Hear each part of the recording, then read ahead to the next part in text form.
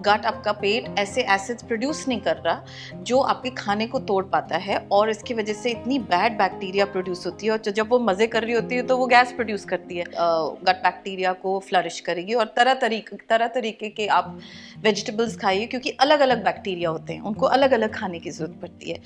इसी को देख के मैं ये नहीं कह रही हूँ कि आपको नॉन वेजिटेरियन नहीं खाना चाहिए। आपको ब्लोटिंग हो सकती है, और साथ में लाइक आई सेड, अगर आपकी एनर्जी क्रैश कर रही है, स्किन प्रॉब्लम्स है, इसको एक चीज़ कहते हैं सिंड्रोम, लीकी गट।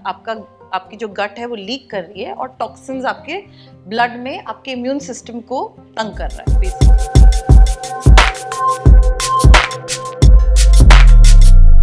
स्वास्थ्य चर्चा में मैं हूं आपके साथ तनप्रीत, और आज हमारे साथ हैं शिवानी बाजवा, जो कि है functional medicine and health expert and restorative yoga senior teacher. तो शिवानी, आपका बहुत बहुत स्वागत है हमारे show. Thank you so much. Thank you.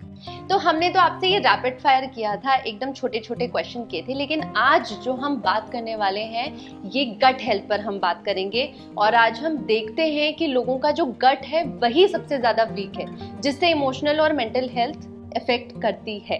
तो सबसे पहला ही सवाल मैं आपसे करूंगी, गट हेल्थ क्या है? जब आप अपने कोई भी खाने को खाएं, जैसे आप अब पूछ रहे थे, कोई भी दो चीज़ें खाएं और आपको कोई भी प्रॉब्लम ना दिखे, आप उसको आराम से पचा सकते हैं, आपको ब्लोटिंग नहीं होती, आपको बाउल प्रॉब्लम्स नहीं होती, और आपको ना कोई एनर्जी इश्यूज आते हैं, ना आपकी स्लीप में प्रॉब्लम आती है, ना आपको कोई रैशेज आते हैं, ना आपके जॉइंट में दर्द होती है, तो आपका गट ठीक चल रहा है। अगर इनमें से कुछ भी आ रहा है तो कहीं ना कहीं गट में खराबी है। तो गट प्रॉब्लम होने पे कोई सिम्टम्स दिखाई देते हैं? ज़रूर।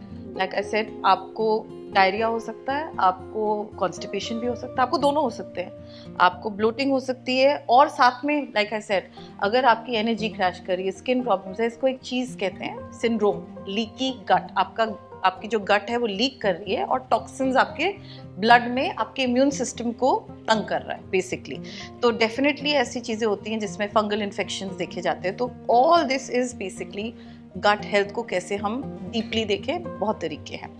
लोग कहते हैं कि आज हमने थोड़ा हैवी खा लिया था, इसलिए ना बड़ी गैस हो रही है, तो ये तो सामान्य हो गया आजकल। फिर तो यस, पॉसिबल है कि आपके लाइफस्टाइल, स्ट्रेस, मूवमेंट के इश्यूज की वजह से आपको एक प्रॉब्लम आ रही है और लो स्टमक एसिड। आपका गट, आपका पेट ऐसे एसिड्स प्रोड्यूस नहीं कर रहा जो आपके खाने को तोड़ पाता है, और इसकी वजह से इतनी बैड बैक्टीरिया प्रोड्यूस होती है, और जब वो मज़े कर रही होती है तो वो गैस प्रोड्यूस करती है। तो इनफैक्ट क्या काम करना चाहिए इसमें, आपके लिए एक पूरा प्लान होना चाहिए कि अपने गुड गट बैक्टीरिया को कैसे बढ़ाएं, ताकि वो ये स्टमक एसिड आपको दे सके और आपका खाना तोड़ पाए। अब जब आपने ये बात कही दी है कि गुड गट बैक्टीरिया को बढ़ाने से ये सारी चीज़ें कम हो सकती हैं, खत्म तो हर किसी के लिए हम नहीं कह सकते, तो कैसे बढ़ाएं good gut bacteria? Very good question. पहली चीज़, सॉइल बेस्ड में अगर आपके प्लांट बेस्ड फूड आते हैं तो वो डेफिनेटली आपके गट माइक्रोबायोम बोलते हैं, गट बैक्टीरिया को फ्लरिश करेगी, और तरह तरीके के आप वेजिटेबल्स खाइए, क्योंकि अलग अलग बैक्टीरिया होते हैं, उनको अलग अलग खाने की ज़रूरत पड़ती है। इसी को देख के मैं ये नहीं कह रही हूँ कि आपको नॉन वेजिटेरियन नहीं खाना चाहिए, उसमें भी कहीं ना कहीं आपको फ़ायदा मिलेगा। डेफिनेटली प्रोबायोटिक खाना डालना चाहिए। Sunlight exposure good gut bacteria को बढ़ाती है। एक्सरसाइज गुड गट बैक्टीरिया को बढ़ाती है।